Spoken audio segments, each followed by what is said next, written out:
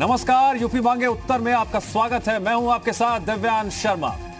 Corona virus के बढ़ते संक्रमण से स्थिति कितनी गंभीर है, सरकार अच्छी तरह से समझ रही है, कदम भी उठाए जा रहे हैं। पुलिस कर्मी, स्वास्थ्य कर्मी, सफाई कर्मी समझ रहे हैं। देश के 125 करोड़ नागरिक अच्छी तरह से समझ रहे हैं, लेकिन कुछ लोग हैं जो किसी भी सूरत हाल में समझना ही नहीं चाहते, लॉकडाउन का पालन करना ही नहीं चाहते। रोक के बावजूद मस्जिद में सामूहिक नमाज की कोशिश की तस्वीरें लगातार सामने जो आ रही हैं, तो कुछ लोग धर्म के नाम पर समाज में जहर बोने का काम कर रहे हैं। और ना सिर्फ जहर बो रहे हैं, बल्कि अंतर्राष्ट्रीय स्तर पर देश को बदनाम करने की साजिश कर रहे हैं। ऐसे में सवाल उठता है, ऐसी बीमार सोच वाले लोगों का इलाज क्या है? आखिर क्यों ऐसे लोगों को कोरोना काल में की जा रही अपीलों का मतलब समझ में नहीं आता? समझने की कोशिश करेंगे, उससे पहले यह रिपोर्ट देखिए।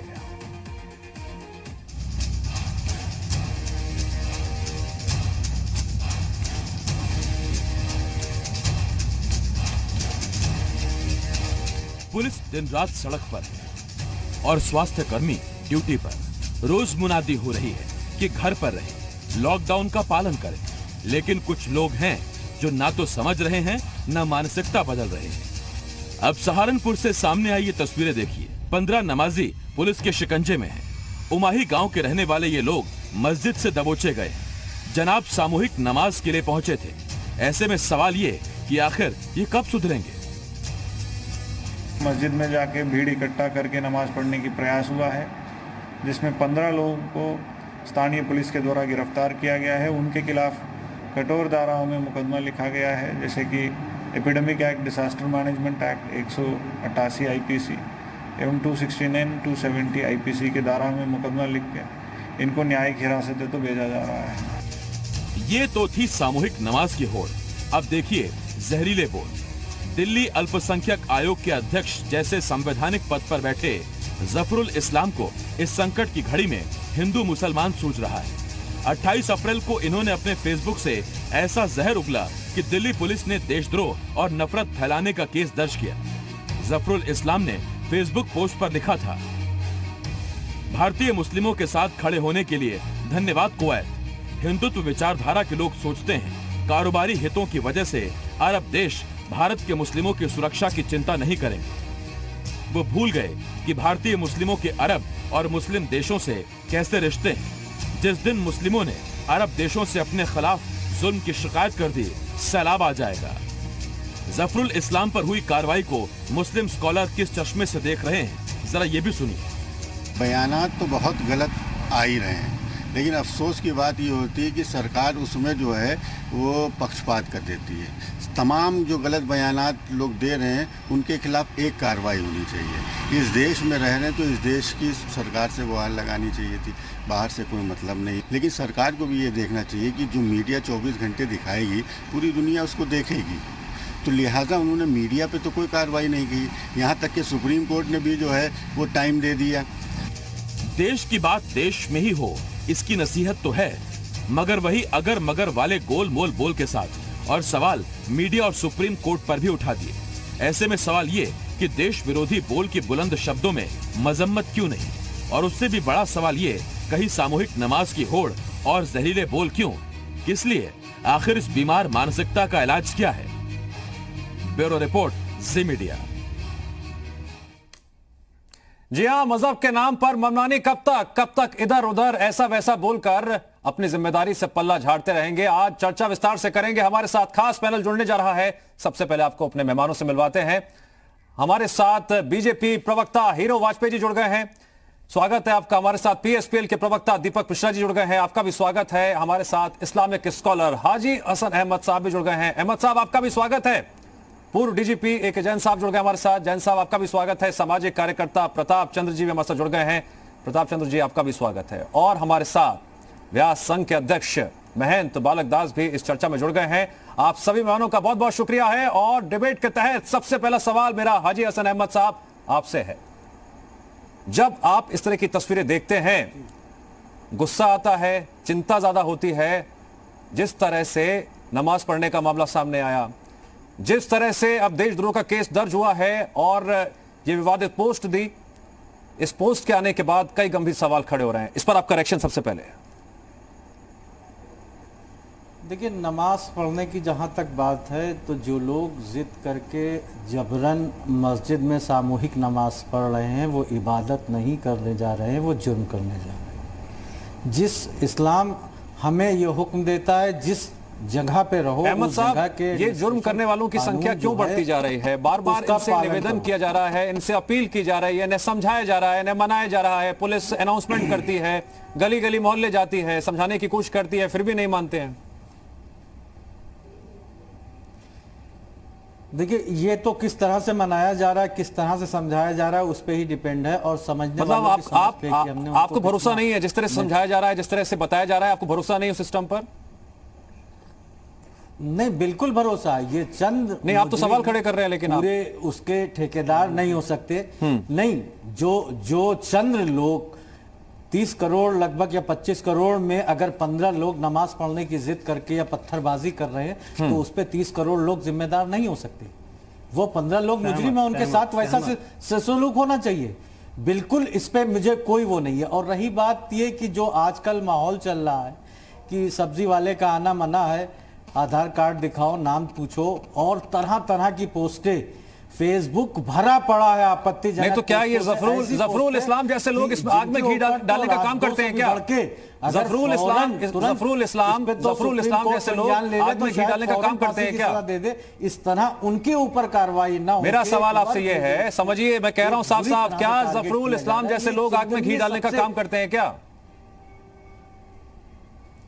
एक जफरुल इस्लाम नहीं है, ऐसे संवैधानिक पद पर बैठे हुए हैं, बड़ी जिम्मेदारी है, एक जिम्मेदार जी बिल्कुल बैठे हुए हैं। अरे, सत्ताधारी पार्टी के विधायक, एमपी, एमएलए जब इस तरह की बातें कर रहे हो तो वो तो संवैधानिक, वो भी संवैधानिक है। ठीक है, क्या आपके इस रिएक्शन से जफरुल इस्लाम जैसे लोगों को शय मिलती है? मैं आऊंगा आपके पास, मैं आऊंगा AK जैन साहब, नहीं, बिल्कुल नहीं, मैं उनका बिल्कुल समर्थन नहीं करता। ठीक है, इस तरह के सभी लोगों को मैं कड़े शब्दों में उनकी मजम्मत करता हूं। AK जैन साहब, आपका रिएक्शन सर, पहले भी ये सवाल बार बार सामने आया कि नमाजियों जो पढ़ने जाते हैं नमाज पढ़ने के लिए, इन्हें समझाया गया है मत जाइए, लॉकडाउन का पालन करिए, फिर भी बार बार इस तरह से वो नमाज पढ़ने जाते हैं, गिरफ्तारी होती है। लेकिन भारत के नागरिक हैं, हम सभी भारतवासी हैं, सबको समझना है कि एकजुटता और सहभागिता कितनी जरूरी है, सबको नियमों का पालन करना है, लेकिन मानते नहीं है। क्या धर्म के आगे सब बेकार हो जाता है, मनमानी पर उतारू हो जाते हैं? क्यों आखिरकार?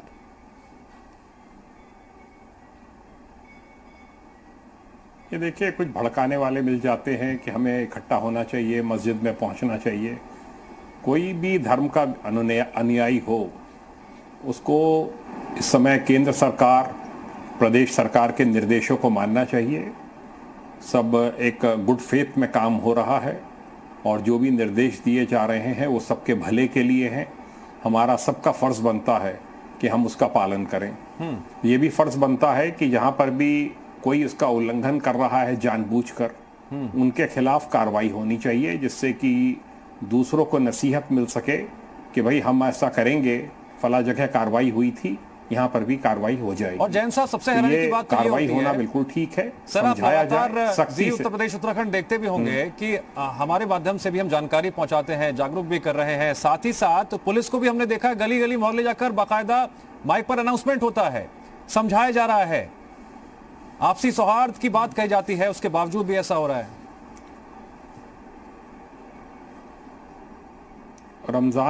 रमजान का महीना है, ये लोग निकलते हैं इसमें, इसलिए हो सकता है कहीं पर ऐसा हो रहा हो।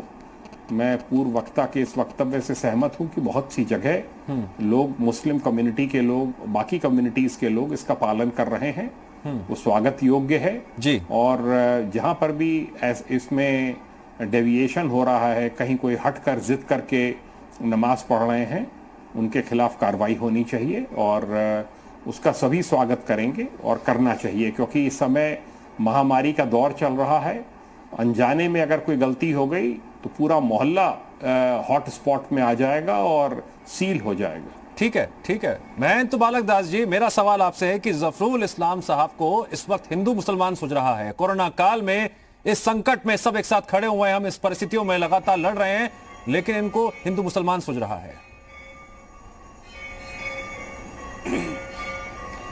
देखिए, सच्चाई तो यह है कि इस वक्त जो देश की स्थिति बनी हुई है, और मुझे लगता है कि इस प्रकार की घटनाएं ज्यादातर आती हैं, कभी जो है पुलिस वालों के ऊपर हमला कर देना, कभी जो है नर्सों के ऊपर हमला कर देना, और जिस प्रकार से लोग जाकर के मस्जिदों में इस वक्त जो है जब लॉकडाउन लगा हुआ है, तो मुझे लगता है कि सभी प्रबुद्ध जीवों के अपील करने के बाद भी अगर ये लोग ऐसी हरकतें कर रहे हैं तो वाहिद लोग हैं, और मुझे लगता है इन लोगों के साथ कड़ाई से पेश आना चाहिए प्रशासन को, और जो कानूनी ढंग से जो नियम है उसके तहत उनको कड़ी सजा देना चाहिए। और मुझे लगता है कि देश सर्वोपरि है और सबसे सर्वोपरि देश है, क्योंकि जब हमारा देश रहेगा तभी हम कुछ कार्य कर पाएंगे, हम रहेंगे तभी हम पूजा पाठ या इबादत कर पाएंगे। ऐसी स्थिति में जब प्रबुद्ध जीवों के समझाने के बाद भी लोग समझ में नहीं पा रहे हैं, तो मुझे लगता है कि अब प्रशासन को, कानून को कड़े सख्त उसमें आना चाहिए, और इन पर ज्यादा से ज्यादा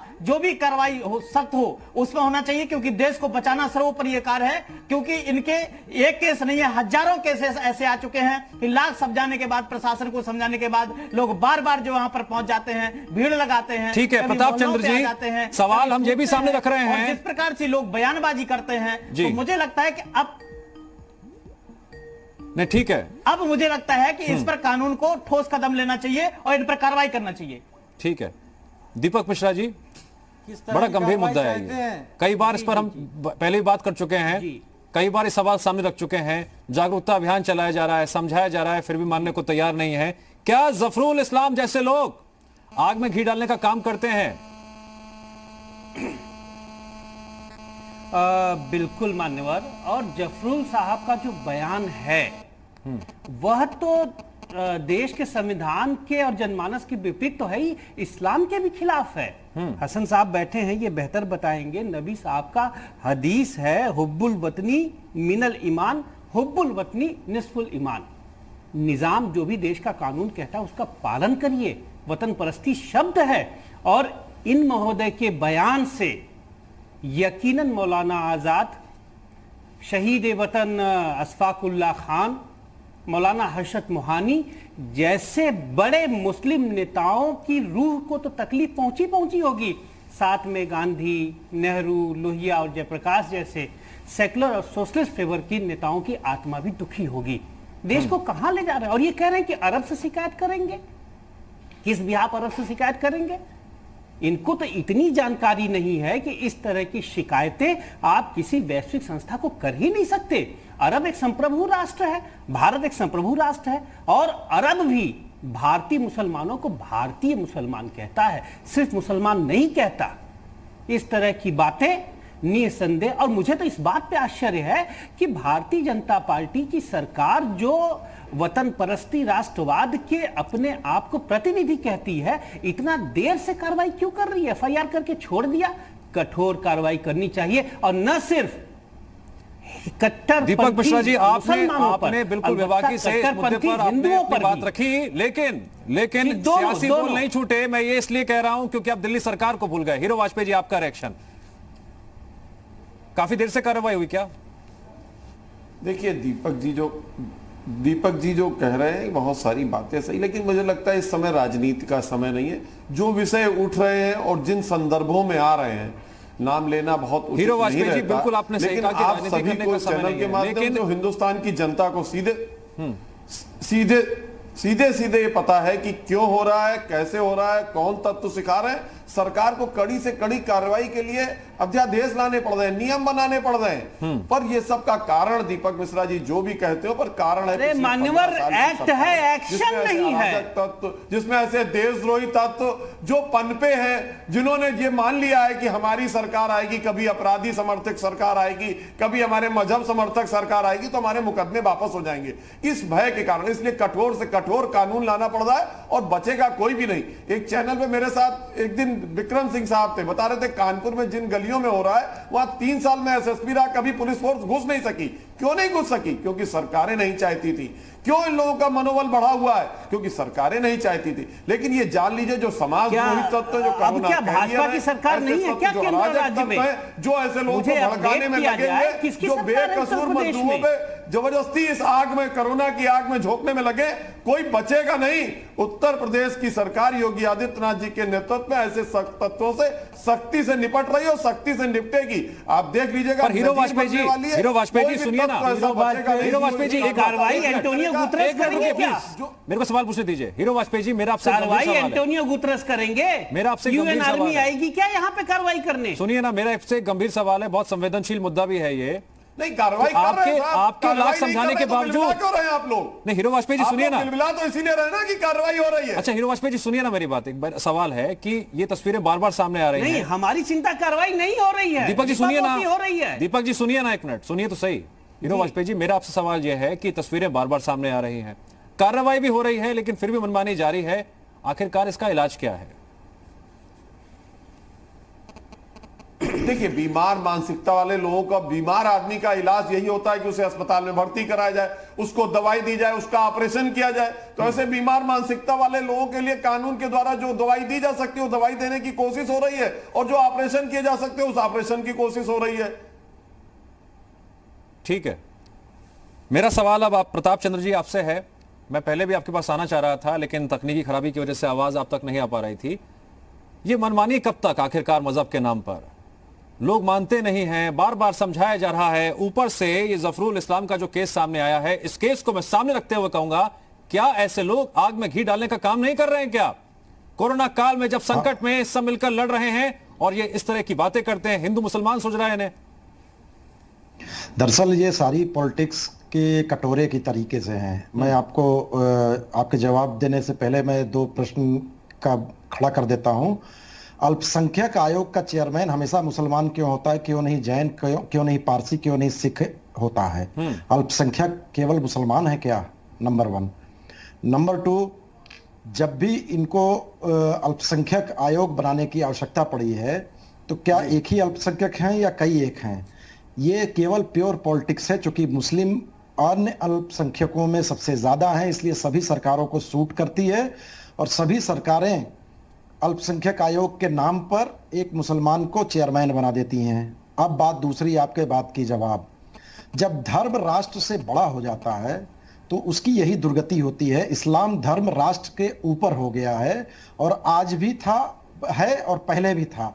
जब आप धर्म की कोई व्याख्या नहीं करेंगे, कोई राष्ट्र अगर धर्म की व्याख्या ना कर पाए कानूनन, इसमें कानूनन जब तक बैरिकेटिंग नहीं की जाएगी सभी धर्मों की कि ये आपकी हद है, इससे ज्यादा आपको नहीं जाना है, तब तक ये चलता रहेगा। कॉमन सिविल कोड उसका एक के आपत्तिजनक बातों पे मैं फौरन रोकना चाहूंगा। आपत्तिजनक क्या है ये भी बता दें। कौन सा सामाजिक, ठीक है, पूछ लेते हैं। कौन सी नफरत? अहमद साहब, आप इससे आपत्तिजनक बता रहे हैं, क्या आपत्तिजनक लगा? नहीं, बिल्कुल ऑब्जेक्शन है। आप ऑब्जेक्शन रखिए ना, ऑब्जेक्शन होगा वो फौरन कहा जाए। प्रताप जी आपका जवाब देंगे, आप रखिए ऑब्जेक्शन अपना। नहीं, किसने इनसे कहा कि इस्लाम धर्म राष्ट्र से बड़ा हो गया? अभी अभी दीपक मिश्रा साहब मोहम्मद साहब की एक मशहूर और मारूफ हदीस पढ़ रहे थे, वो इनके कानों में नहीं जाती। ऐसे कमनल लोगों को इस तरह की बातें, ये कैसी बात है? कौन सा कुरान पढ़ा है आपने? कहां कोई एक आयत कोट करके बताइए, शर्म आनी चाहिए आपको। नेशनल टेलीविजन पर बैठ के आज कोरोना काल में जब सारा विश्व महामारी से जूझ रहा है तो आप नफरत का व्यापार करने बैठ गए। मौलाना साहब सुन लीजिए जरा, एक सवाल है मेरा। एक मिनट नहीं प्लीज प्रताप जी, एक सवाल है लीजिए। अहमद साहब, आप इतने पुरजोर तरीके से कह रहे हैं, इतने आक्रामकता से कह रहे हैं कि ये शर्मनाक है, यही बात आप जफरुल इस्लाम के लिए क्यों नहीं कहते हैं? ये बेहद शर्मनाक है। क्या उनके लिए क्यों नहीं कहा आपने? इस्लाम धर्म कबूल किया हुआ है, इनको कैसे पता चल गया? इनको कैसे पता चल गया इस्लाम राष्ट्र से वो इस्लाम धर्म ऊपर हो गया? किस तरह से? प्रताप जी जवाब दीजिए। बता दे रहा हूं, आपके इस्लाम धर्म में जब ये तय ही नहीं है कि आपकी राष्ट्र की सीमाएं क्या हैं, जमीन से लेकर के आकाश तक सारी बादशाहत अल्लाह की है, तो आपकी बाउंड्री तो कोई रही नहीं। दूसरी चीज, जो लड़के आज आतंकवादी, इनको प्रॉब्लम अल्लाह से है, ये नास्तिक है, ये ईश्वर को न मानने वाले हैं। इनकी प्रॉब्लम ये उस ईश्वर को नहीं मानते जो निरंकार है, इनकी ये प्रॉब्लम ये है। कैसे कैसे लोगों को आप डिबेट में लाते हैं सर? ऐसे लोगों के साथ इस तरह के गंभीर विषय पे बात नहीं होती। बात हो जाने दीजिए। जो जिसको अल्लाह के वजूद पे ऑब्जेक्शन है उसके साथ बात करके क्या? अहमद साहब, आपने अपनी बात रखी, अब प्रताप जी को जवाब तो देने दीजिए, फिर मैं आपके पास आता हूं। प्रताप जी, देखिए पुलवामा में जो ईश्वर आतंकवादी के उसपे ऊपर ऑब्जेक्शन है, तो फिर ये क्या बात करें ऐसे आदमियों से? ये बता रहा हूँ, ऑब्जेक्शन आपका क्लियर कर रहा हूँ, ऑब्जेक्शन क्लियर कर रहा हूँ महाराज। जिस किताब सर जिस किताब को पढ़ करके रख सकते हो, किसी जिस किताब को पढ़ करके आतंकवाद पनप रहा है उस पन्ने को फाड़िए। ये देश संविधान से चलता है। अरे कौन सी किताब में आतंकवाद की बात कर रहे हैं? क्या पढ़ा है आपने? शायद आरएसएस से जो आपको छप के मिला हुआ होगा वो आपने पढ़ा होगा। शर्म आनी चाहिए आपको। इस आज के माहौल में जब इस तरह के लोग हैं, असली हकदार ये है। कहां है हीरो वाजपेयी जी? कहां है आपकी कार्रवाई? कहां है आपका वो कठोर मुल्ला जी सुनने की ताकत रखिए, कानून? कड़वी दवा मुल्ला जी सुनने की ताकत कड़वी दवा रखिए। कहां है? आज इस तरह की मानसिकता को कड़वी दवा पिलाने की जरूरत है। जिस किताब को पढ़ करके आतंकवादी पनप रहे हैं, ऊपर ऑब्जेक्शन खड़ा करता हो। अरे आतंकवादी तो बहुत से देखे, आतंकवादी कब कहां पे इस्लाम आतंकवाद की ट्रेनिंग देता है बताइए? मैं आपको चैलेंज करता हूं, वो श्लोक, वो आयत, वो पन्ना, वो पेज बता दीजिए। मैं चैलेंज करता हूं आपको, जी मीडिया के माध्यम से मैं चैलेंज करता हूं। ओपन खूब चैलेंज कीजिए, खूब चैलेंज कीजिए, खूब आरोप प्रत्यारोप के 3 बरसाइए। और अहमद साहब एक बात सुनिए, आप भी कोट करें, ये सूरा नंबर कोट करें। प्रताप जी के विचारों से आप सहमत नहीं हैं, आप सवाल खड़ा कर सकते हैं, बिल्कुल खड़ा कर सकते हैं, लेकिन एक मिनट महन बालक जी, एक मिनट महन बालक जी, महन बालक जी, महन बालक जी, एक मिनट। हैरानी इस बात की होती है कि सवाल जिस बात को लेकर हो रहा था उसका जवाब देते थे अहमद साहब, आपने आरएसएस की बात कर दी। तो क्या सियासत के जो ये चक्रव्यूह रचा जाता है इसमें किसी को भी घेरने से आप गुरेज नहीं करते हैं? मुद्दा क्या था, आप कहां चले गए? चर्चा लगातार जारी रहेगी, आप सभी बने रहिए हमारे साथ। एक छोटे से ब्रेक ले रुक रहे हैं। भी हो गए, मौलाना हो गए, हसन साहब जैसे लोग हो गए, अगर इनकी बात का कोई अर्थ है तो वो नीचे तक जाए, और वो नीचे तक तभी जाएगा जब ये उसको कस कर उसकी निंदा करेंगे। हर ऐसे विषय की ये उसके पक्ष में कहने लगेंगे फलाने ने ऐसा कह दिया था। तो ये कहां हो गया कि अगर एक आदमी ने कत्ल कर दिया तो दूसरे आदमी को भी कत्ल करने का लाइसेंस मिल गया है। इनको इस समय लगातार जमाती हो या नमाज पढ़ने वाले हो, जिनका भी इन पर अधिकार हो, जो भी इनकी बात सुनता हो, उसे कसकर इनके बारे में बात करनी चाहिए, समझाना चाहिए, निंदा करनी चाहिए, और इस तरह के माहौल को पनपने से रोकना चाहिए। अभी ये पूछ रहे थे फलाने ने कह दिया सब्जी वाला नहीं आएगा, आधार कार्ड, कौन करा रहा है ये सब तो आप ही जैसे लोग चैनल पर बैठ के करा रहे हैं ना। आप मानते नहीं कि गलती हो रही है तो पब्लिक भी डर रही है ना। जब गलती आप ही करेंगे तो आपसे लोग की कोशिश करिए। हीरो वाजपेयी जी ये कह रहे हैं, राजनीतिक पर्यवेक्षक की तरह से आते हैं, हीरो वाजपेयी जी पार्टी के किसी मजहब के प्रवक्ता मत बनिए। ठीक है हीरो वाजपेयी जी, आपने अपनी बात रखी, पर्यवेक्षण में वो कहिए जो वर्तमान स्थिति है उसमें सही राय रखिए। ठीक है अहमद साहब, मेरा सवाल आपसे ये है, हीरो वाजपेयी जी भी यही कह रहे हैं कि आप निंदा तो करते हैं, वो ये इनकार नहीं कर रहे हैं कि आप निंदा नहीं करते हैं, आप निंदा करते हैं, लेकिन उसमें कई किंतु परंतु अगर मगर बहुत होता है। सही जो संदेश है वो जमीनी स्तर पर नहीं पहुंच पाता है, बल्कि उसका उल्टा रिएक्शन होता है, जिस तरह की आक्रामकता देखने को मिलती है। बड़े ही मैं हीरो वाजपेयी जी बड़े अच्छे वक्ता हैं और इनकी वक्ता शैली की मैं नहीं, सभी अच्छे वक्ता हैं यहाँ पर, आप सभी अच्छे वक्ता हैं। अच्छे तरह से इन्हीं ने बड़े इत्मीनान के साथ सारी जिम्मेदारी हाजी हसन अहमद के ऊपर डाल दी। सब कुछ मैं ही हूं। हाँ, सरकार, ये अच्छा है, मैं मानता हूं कि आप महत्वपूर्ण आदमी हैं, जिम्मेदार आदमी, आप जिम्मेदारी ओढ़ सकते हैं, सब कुछ इनका, लेकिन सारी जिम्मेदारी मेरी।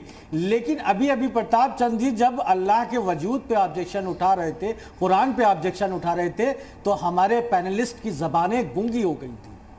और जिम्मेदार हम हैं क्योंकि हमने उनके ऊपर ऑब्जेक्शन किया, इसलिए जिम्मेदार हम हैं, इसलिए सब्जी वाला रोका जाता है। अल्लाह के वजूद पे नहीं उठाया, रोका जाता है, अल्लाह का वजूद है, इसीलिए आप चैनल पे बैठे हैं। कहा अहमद साहब, अल्लाह के वजूद पर किसी ने सवाल नहीं उठाया, और मैं झूठ बोल रहे हैं। अल्लाह के सवाल सभी धर्म एक सवाल है, सभी धर्मों का अपना महत्व है, हिंदू मुस्लिम क्रिश्चियन हाजी हसन अहमद कोई भी नहीं है। सबका धर्म अपने आप में विशेष महत्व रखता है, सबका धर्म अपने आप में विशेष रखता है, सबका अपना वजूद है, और यही क्लियर करेंगे अभी। नहीं, यही क्लियर करेंगे। क्या आपने ऐसा कहा प्रताप जी, क्या आपने ऐसा कहा? एक मिनट क्लियर कर लेते हैं, प्लीज क्लियर कर लेते हैं इस मुद्दे को यहीं पर ही। नहीं क्लियर करेंगे पहले प्रताप जी, प्रताप जी क्या आपने ऐसा कहा था?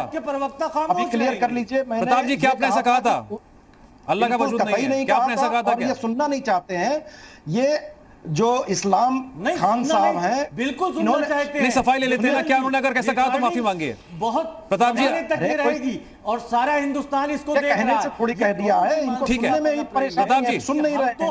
प्रताप जी, सुनिए, इस्लाम का भी मैंने कंडेम किया। अहमद साहब, आपने अपनी बात रख ली, आपने अपना सवाल रखा, आप जवाब देने दीजिए, जवाब देने दीजिए। नमाज पढ़ने जा रहे प्रताप जी से मैंने सवाल पूछा, जवाब देने दीजिए।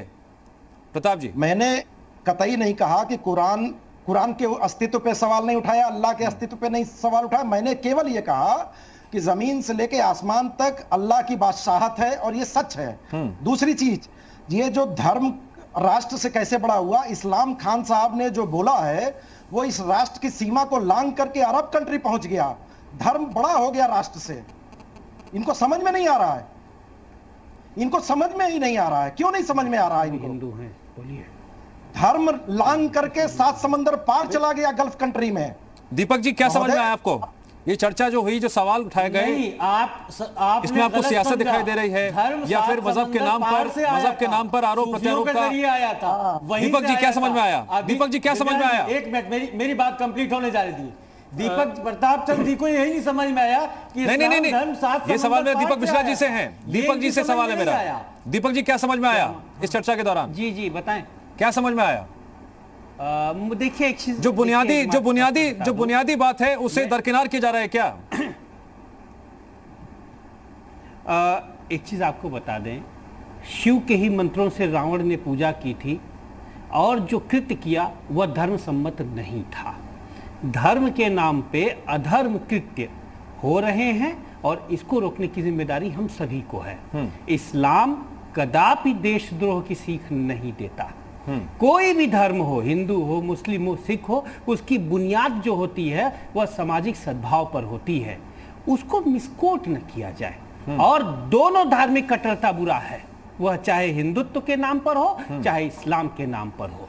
क्रिया की प्रतिक्रिया कितनी भया होगी। इस समय जब देश हमारा स्याह संक्रमण के दौर से गुजर रहा है तो हमको मजबूरन इस विषयों पे उठाना पड़ रहा है। एक ही सवाल होना चाहिए कि कोरोना संकट काल में जो पेट भूखे हैं, जो मुंह से कराह तक नहीं निकाल पा रहे हैं, हमारे सशक्त हाथ उन भूखे पेट तक कैसे पहुंचे? जिन आंखों में सपने मुस्कुराया करते थे, आज वहां आंसू है। कोई पंजाब में फंसा हुआ है, कोई जम्मू कश्मीर में फंसा हुआ है। हम उन्हें निकालने को सोचने की बजाय, और यही नहीं मान्यवर, एक स्याह आज तूफान से बचने की कोई राह तो है। कल न तदबीर चलेगी न मुकद्दर होगा। अगर हम अपने अपने हिंदुत्व और अपने अपने इस्लाम को का परचम लेकर बैठे रहे तो तिरंगा शर्मसार होगा। आपने जो मुद्दा रखा है उसी के सिरे को पकड़कर मैं सवाल खड़ा करता हूं एके जैन साहब से। इंसान की सूरत को हम तरस गए। जैन साहब, यहाँ पर दीपक जी कह रहे हैं कि मजदूरों की जो समस्या है, रोजी रोटी की समस्या है, वो अपने आप में गंभीर समस्या है। सर, मैं बताता हूं कि आज इस मुद्दे को हम सामने क्यों रख रहे हैं और उसका जवाब आपसे बेहतर कोई नहीं दे सकता। अगर कोरोना से निपटना है तो कानून व्यवस्था को बनाए रखना, साथ ही साथ सरकार जो दिशा निर्देश दे रही है उसका पालन करना, किसी भी तरह के विवादित बयान को देकर स्थितियों को और ना बिगाड़ना, यह कितना जरूरी है एक पूर्व अधिकारी सबसे बेहतर तरीके से समझा सकता है। Sir please. देखिए, जो बयान ये जफरुल इस्लाम नाम के व्यक्ति ने दिया है, शर्मनाक है। मुझे बड़ा अफसोस होता है कि अब तक अरविंद केजरीवाल ने इनको इस पद से बर्खास्त नहीं किया है। इस मानसिकता के लोग जो जाकिर नाइक की प्रशंसा करें, जबकि उन्हें मालूम है कि जाकिर नाइक इस समय देश के भगौड़ों में है। एक्सट्रेडिशन की मांग की है इंडियन गवर्नमेंट ने, और उसकी प्रशंसा करना, अरब देशों से कुवैत को धन्यवाद देना, इनकी क्या वक़्त है मैं जानता हूँ। मेरे भी परिचय हैं, मैं जानता हूँ ऐसे लोगों की क्या वक़्त है वहाँ पर। ये सिर्फ एक न्यूसेंस वैल्यू रखते हैं। यहाँ पर देश में सही मुकदमा कायम हुआ है, कठोर कार्रवाई होनी चाहिए। किसी भी जिम्मेदार पद पे बैठे हुए किसी भी व्यक्ति को गैर जिम्मेदाराना बयान कतई नहीं देना चाहिए। ये देश को तोड़ने की एक तरह की साजिश होती है। इससे माहौल देश का खराब होता है, समाज का खराब होता है, और इसकी पूरी भर्त्सना की जानी चाहिए, निंदा की जानी चाहिए। और जो मुकदमा कायम हुआ है 124 से और 153A का, इसमें शीघ्र से शीघ्र कार्रवाई होनी चाहिए। ठीक है। महेंद्र बालक दास जी, सभी धर्म अपने आप में महत्वपूर्ण हैं। सभी धर्मों का अपना अपना महत्व है। सभी धर्म आपसी सौहार्द और भाईचारे की भाषा हमें सिखाते हैं और इसी भाषा के तहत, इसी बोलों के तहत हम भारतवासी एक साथ खड़े हैं। लेकिन जब तस्वीरें सामने आएंगी, जब कार्रवाई होगी, तो सवाल पूछे जाएंगे। उत्तर प्रदेश में एक के बाद एक तस्वीरें जिस तरह से सामने आ रही हैं कि नमाजी नमाज पढ़ने के लिए जाते हैं, क्या यह संभव है कि अपनी अपनी मर्जी से निकल जाते हैं या फिर कोई इन्हें संदेश देता है, इन्हें बताता है कि चलो भाई नमाज पढ़ने चल रहे हैं? आखिरकार क्या इसके पीछे वजह क्या नजर आती है आपको? देखिए, ये सबसे बड़ी मैंने कहा था कि ये संस्कार का अभाव यहाँ पर निश्चित दिखाने को मिलता है। आपको बता दें 50 लाख के ऊपर संत समाज है भारत देश में। क्या आज तक इसकी व्याख्या कीजिए, ऐसा आया कि कोई इसकी व्याख्या कीजिए? संस्कार, आपने कहा संस्कार का अभाव है, इसकी व्याख्या कीजिए। और कोई भी ऐसा, मैं कोई भी बात बिना समझे आगे नहीं बढ़ने दूंगा। व्याख्या कीजिए इसकी, संस्कार का अभाव।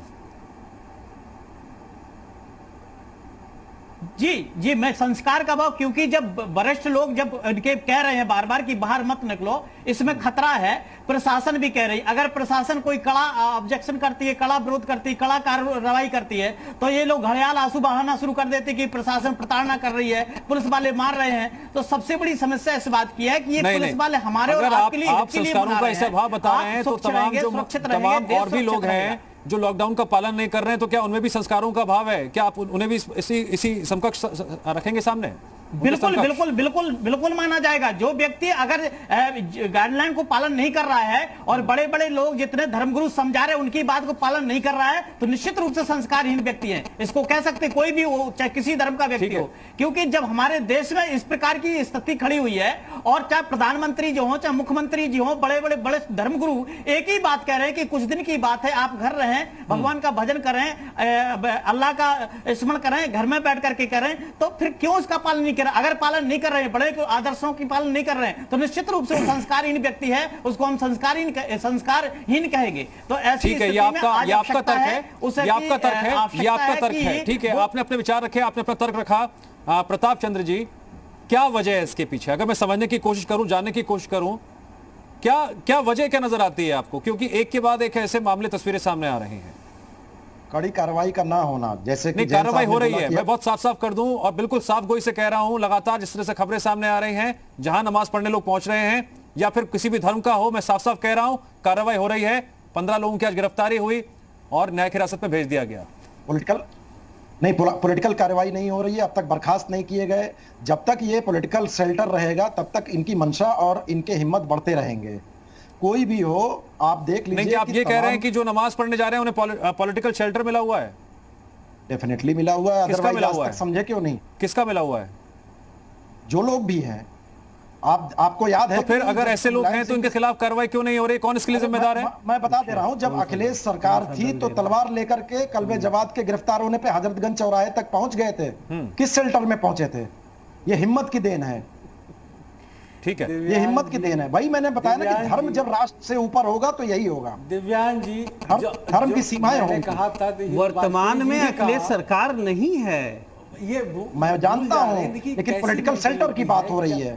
अहमद साहब, आप मुस्कुराते जवाब दीजिए। प्रताप जी, उस दल, उस नेता का नाम सार्वजनिक करें, कार्रवाई की जाएगी। आप कह रहे हैं इल्जाम लगा रहे हैं तो क्लियर कीजिए। नेशनल टेलीविजन पे आप ऐसा नहीं निकल सकते। अहमद साहब, कौन है उसके पीछे? अहमद साहब, पॉलिटिकल स्टंट मिल रही है। महंत बालक दास जी हो या फिर प्रताप जी हो, उनके अपने अपने विचार हैं, अपने अपने तर्क हैं। आप अपना रखिए, उन्हें अपने विचार रखने दीजिए। यही तो डिबेट हो रही है ना सर। तर्क नहीं, इल्जाम लगा रहे हैं तो उसका एविडेंस भी देना पड़ेगा। मैंने सवाल पूछा ना, के साथ एविडेंस। मैं उसी सवाल पे आ रहा हूं, पूछने दीजिए मुझे। अहमद साहब, मेरा आपसे सवाल यह है, आप क्या मानते हैं, क्या वजह इसके पीछे कि बार बार समझाने के बावजूद ये लाइन कहकर आप प्लीज अपना जो है जिम्मेदारी से पल्ला मत झाड़िए, कहकर कि जो अपराधी प्रवृत्ति के हैं या जो अपराध कर रहे हैं उनके खिलाफ कार्रवाई होनी चाहिए।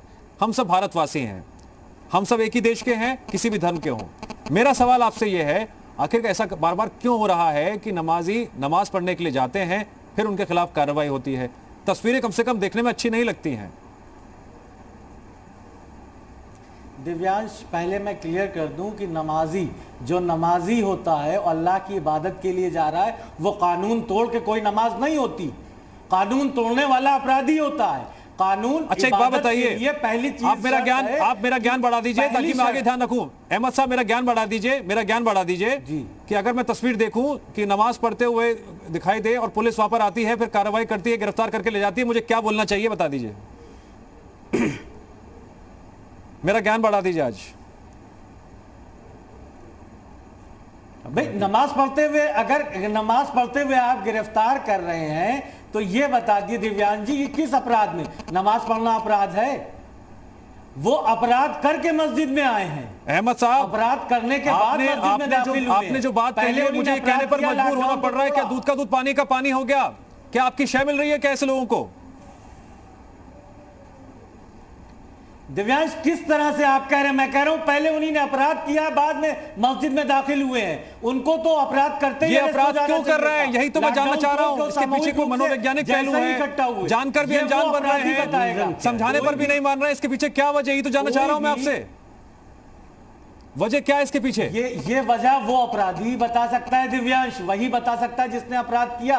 वो मैं और आप नहीं बता सकते। अगर यही सवाल मैं आपसे पूछता हूं क्यों कर रहे हैं, तो बताइए, आप भी हिंदुस्तानी है, भारतीय हैं, आप बता दीजिए क्यों अपराध कर रहे हैं, क्या मंशा है उनकी। मैं यहाँ हीरो वाजपेयी साहब बता दे कि क्या मंशा हो सकती है उनकी।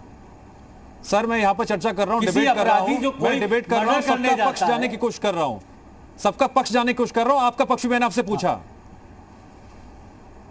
आप उल्टा मुझसे सवाल कर रहे हैं। पक्ष यही है कि इस वक्त मैं यहाँ कोई जजमेंट देने के लिए नहीं बैठा हुआ हूँ। भी इकट्ठा हो रहा है, मैं यहाँ कोई जजमेंट देने के लिए नहीं बैठा हुआ हूँ सर।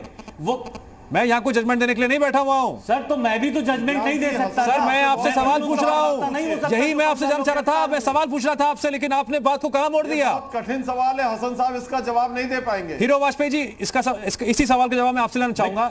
इसके पीछे वजह क्या नजर आती है आपको? प्रताप जी कह रहे हैं कि देखिए, एक पॉलिटिकल बैकअप मिला हुआ है।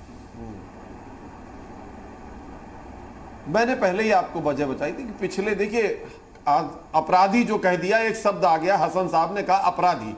अपराधी को अपराध की ताकत बिना पॉलिटिकल सेंटर के नहीं मिलती है, प्रताप जी ने कहा। और यही बात मैं कहता हूं, पिछले 15 वर्षों के कुशासन में इस तरह के अपराधियों ने किसी चीज की आड़ लेकर उस पॉलिटिकल सेंटर का फायदा उठाया। नहीं वाजपेयी जी, अगर ऐसा है, आगे भी अगर आप ऐसा कह रहे हैं तो सवाल तो फिर ये भी उठेगा, एक मिनट मुझे सुन लीजिए, इन अपराधियों का नेटवर्क कौन चला रहा है? एक मिनट मुझे कर्णधार कौन है, सूत्रधार कौन है इनका? एक मिनट सुन लीजिए।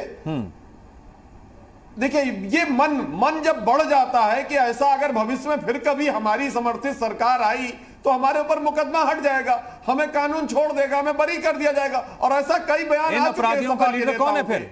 तो इसलिए इन अपराधियों का लीडर कौन है फिर? अभी आपने हसन साहब से पूछा कि आप ज्ञान बढ़ा दीजिए। दिव्यांश जी, आपने अपने ज्ञान बढ़ाने की बात की, हसन साहब फंस गए। तुरंत उन्होंने कहा कि उसने अपराध पहले किया था, अब नमाज पढ़ना तो मस्जिद में काम ही है। अरे भाई, नमाज पढ़ने ही आया था, यही तो अपराध है उसका। लेकिन हसन साहब नहीं बोल पाएंगे क्योंकि आपने उनसे बहुत नहीं, ये अपराध नहीं है। हम भी अगर पूछा जाए कि लोग आज की डेट में भी मस्जिद में नमाज पढ़ने पे पाबंदी नहीं है, सामूहिक नमाज पे पाबंदी है। आपको शायद सत्ताधारी पक्ष के प्रवक्ता होते हुए आपको ये नहीं पता, आप जो चैनलों पर आ रहे हैं, मस्जिद में नमाज पढ़ने पे आज भी पाबंदी नहीं है, समझा पा रहे। आप अगर ये लोग नहीं समझना चाहते, मस्जिद में नमाज पढ़ने पे पाबंदी नहीं है, सामूहिक नमाज पढ़ने पे पाबंदी है। वाजपेयी जी, अपनी जानकारी बढ़ाइए। वाजपेयी जी, एक मिनट, अपराध नहीं है। मैंने कहा ना, वाजपेयी जी 15 लोग पकड़े। वाजपेयी जी थोड़ा ज्ञान और बढ़ा लेते हैं। वाजपेयी जी थोड़ा ज्ञान और बढ़ा लेते हैं, थोड़ा ज्ञान और बढ़ा लेते हैं। 15 लोग पकड़े। वाजपेयी जी आप सरकार में हैं, थोड़ा ज्ञान और बढ़ा लेते हैं। अहमद साहब जरा इसको आप जरा बताएंगे, व्याख्या आप भी कीजिए। आपने कहा सामूहिक नमाज की आपने बात की, मेरा सवाल आपसे फिर से वही है कि इतने सारे लोग एक साथ सामूहिक नमाज करने पहुंच जाते हैं, वहां पर मौलाना साहब तो होते होंगे, कोई रोकता क्यों नहीं है? सोशल डिस्टेंसिंग की बात समझाई जा रही है ना। ये इसका जवाब तो एक बात बताइए कि लॉ एंड ऑर्डर भी आपने हमारे जिम्मे कर दिया है दिव्यांग जी, कि हम रोकेंगे जाके मस्जिदों के बाहर खड़े होके। अब इसका जवाब मैं दे देता हूं, कहाँ गया प्रशासन? इसका जवाब मैं दे देता हूं। लोग 15 लोग वहां, पूरा उत्तर प्रदेश देख ले। नहीं प्लीज, मैं इसका जवाब आपको देता हूं आज। आप बार बार कहते हैं ना कि इसका जवाब क्या हम देंगे, मैं आपको बताता हूं, इसका जवाब मैं आपको देता हूं। पूरा उत्तर प्रदेश, पूरा उत्तराखंड देख रहा है कि आपके नाम के आगे इस्लामिक स्कॉलर लिखा हुआ है, हाजी हसन अहमद साहब, इस्लामिक स्कॉलर। दैट मीन्स, समझिएगा मैं जो आज कह रहा हूं बहुत बारीकी से कह रहा हूं, गंभीरता समझिएगा, तमाम धर्मगुरु, तमाम मौलाना, आपकी बातों का वजन है। जो मुस्लिम समुदाय के लोग हैं आपकी बातों को समझेंगे, इसीलिए हम बार बार आपसे कठोरता से पूछते हैं, गंभीरता से पूछते हैं, आक्रामकता से पूछते हैं। अगर मैं आपको इस्लामिक स्कॉलर कह रहा हूं तो इसी वजह से कह रहा हूं, क्योंकि आपकी बात लोग सुनते हैं। क्या आपको समझ में आई बात? नहीं समझ में आई अभी भी? दिव्यांश जी, क्या एक भी आदमी नमाज पढ़ने जा सकता है? आप बार बार जो कहते हैं कि मुझसे क्यों पूछ रहे हैं, मुझसे क्यों पूछ रहे हैं? लॉकडाउन तोड़ के नहीं, हीरो वाजपेयी जी, ये कहिए कि आप अभी बार बार कह रहे हैं कि पिछली सरकारों में, अरे आप कहिए कि हमसे नहीं संभल पा रहा है, क्लियर कीजिए ना कि हमसे नहीं संभल पा रहा है। पिछली सरकारों ने, आप क्या कहना चाह रहे, बार बार आप इल्जाम लगाते हैं पिछली सरकारों ने इनका मनोबल बढ़ा दिया।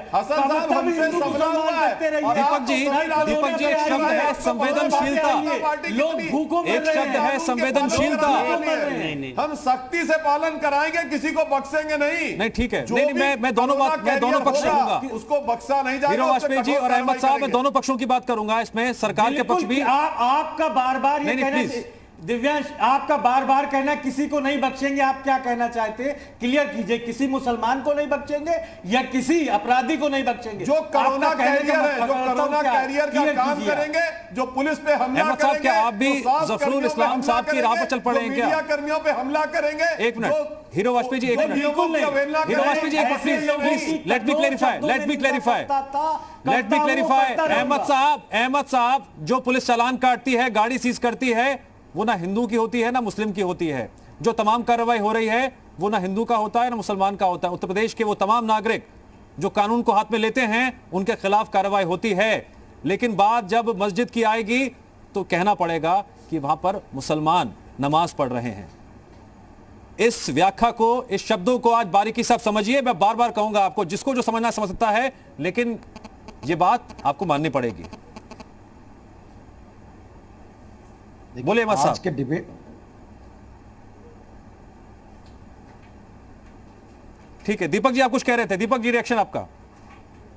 नहीं, देखिए, एक बात तो स्पष्ट है, मेरे आदरणीय, मेरे प्रिय भाई हीरो जी कह रहे थे कि पिछले 15 सालों में इन्हें पॉलिटिकल सेंटर मिला।